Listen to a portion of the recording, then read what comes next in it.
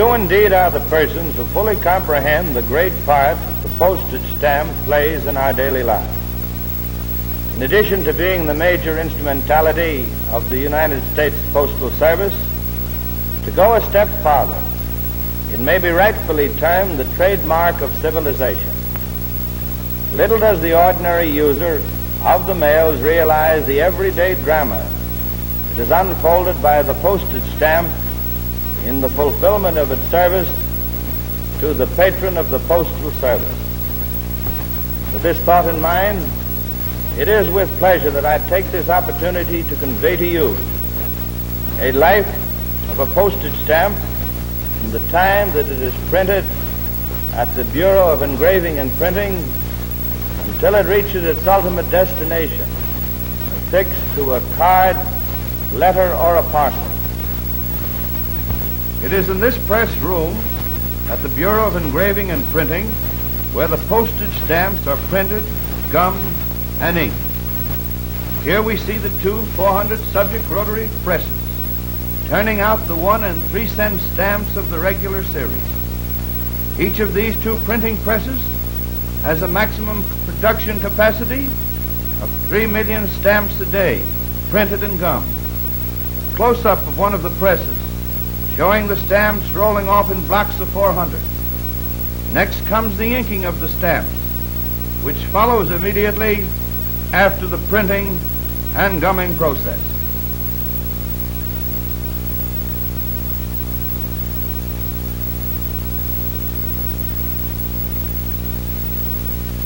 Here we see the stamps being sorted, counted, and prepared for distribution. It is here that the imperfect issues are removed from stock before the completion of the preliminary packing work.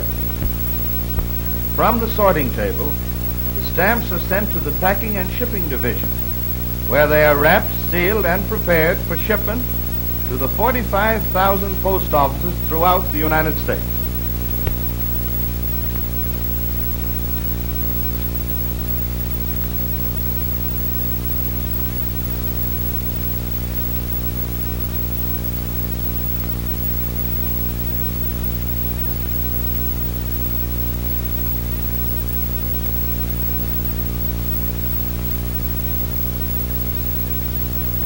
Sale of the postage stamp through the post office stamp window.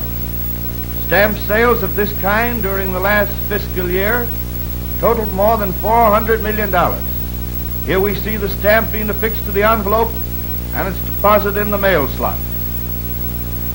Next come the canceling machines, to the rear of which may be seen the pickup table, from which the mail is sent along on a belt arrangement to the stacker, and from the stacker into the canceling machine where it is postmarked.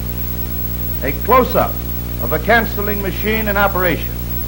This particular canceling machine has a capacity of 600 letters per minute.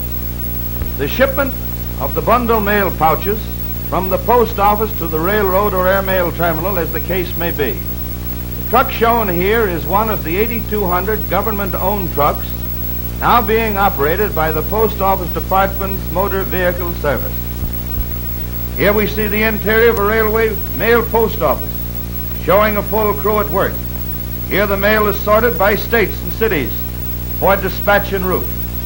Close-up of the letter distribution in the letter case compartment at the rear of the railway mail car. Departure from the terminal of a long train and its several mail cars.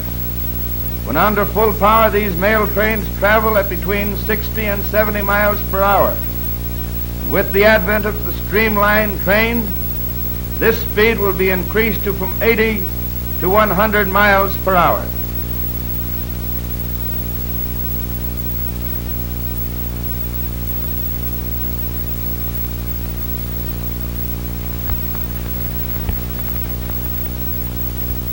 Here we see a mail pouch being hung on a carrier pouch mail crane at the side of the railroad tracks.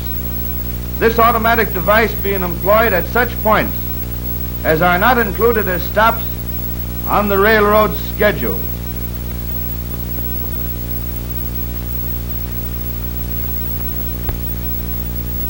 A mail train, speeding at 60 miles per hour, about to pick up the mail pouch from the catcher pouch crane. The pouch is snapped into the mail car. The railway mail clerk aboard the train tosses off another pouch for delivery through the local post office. The air mail service.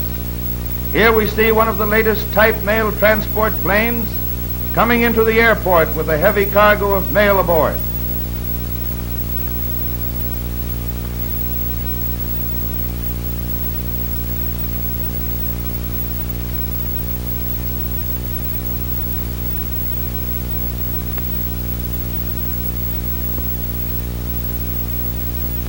Swinging into position, the first thought of the pilot and the airport attendants is the quick dispatch of the mail.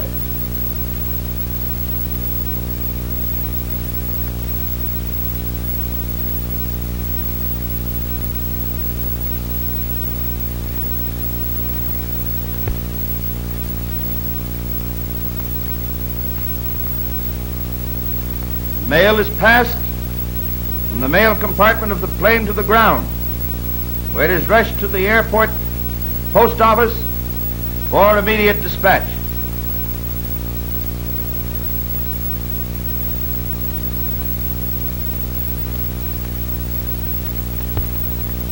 This completed, the outgoing mail is hauled to the plane and placed aboard.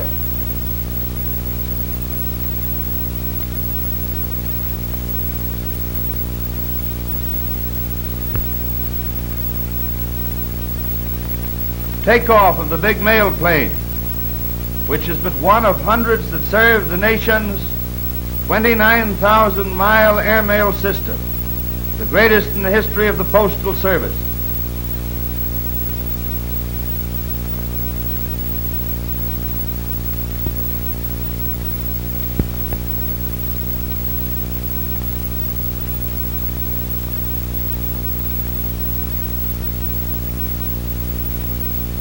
After arrival at the post office of destination, the mail is placed in the sorting room racks where the primary distribution takes place. Here the mail is prepared for local delivery.